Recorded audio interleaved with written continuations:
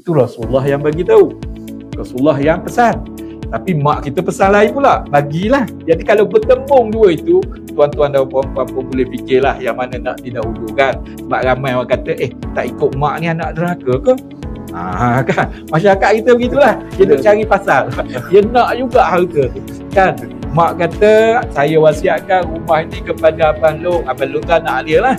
Bila meninggal nanti waris-waris tak setuju. Abang Long kata, ini mak yang pesan, ini mak yang bagi. Tak nak ikut mak ke? Nak jadi anak derhaka ke?